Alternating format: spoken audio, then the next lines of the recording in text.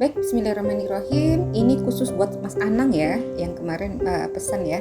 Baik Mas Anang, tentang bahwa ulama yang mendatangi pintu penguasa. Maka kemudian ulama mengatakan lalat di atas kotoran itu lebih baik daripada ulama yang datangi penguasa.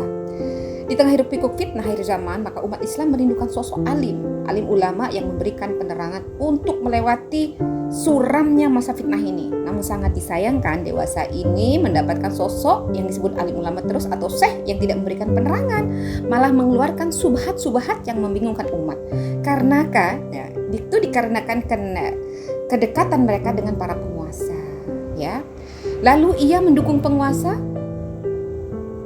padahal rakyat tertindas dengan berbagai kebijakan daripada penguasa. Kemudian ulama tersebut malah mendeklarasikan dukungan terhadap penguasa. Padahal jauh-jauh sebelumnya Rasulullah SAW telah mewanti-wanti umatnya akan hal ini dengan hadis-hadis yang asar seperti dari Abi Hurairah ya radhiyallahu anhu bahwa Rasulullah SAW bersabda,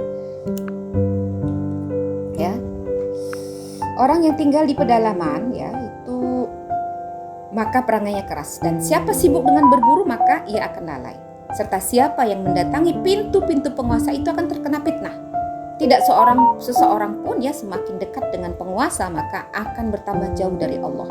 Hadis riwayat Ahmad dan Baihaqi dengan sanad sahih dari kitab Tuhfatul Ahwazi Syarah Sunan At-Tirmidzi. Al-Qadi Iyad berkata, yaitu mendatanginya dengan tanpa darurat dan keperluan.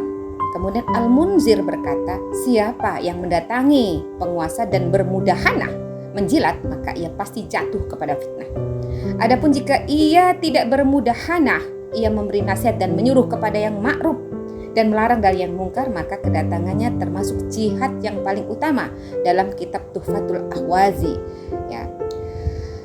Maksudnya beliau mengisyaratkan kepada hadis ya bahwa afdhalul jihad kalimatul haq indal sultan jairin, yaitu jihad yang paling utama adalah kalimat kebenaran yang disampaikan di sisi penguasa yang zolim. Hadis riwayat Abu Daud. Maka dalam hadis lainnya Rasulullah SAW bersabda dari Abu Hurairah radhiyallahu anhu, Rasulullah SAW bersabda, sesungguhnya qura yang paling dibenci Allah ialah mendatangi penguasa.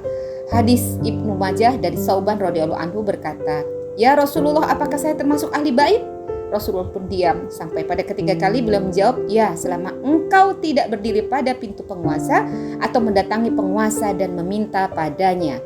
Hadis riwayat Tabrani dari Al-Ausat. Itulah di antara hadis-hadis ya Mas Anang, masih banyak hadis-hadis yang menceritakan hal tersebut. Oke?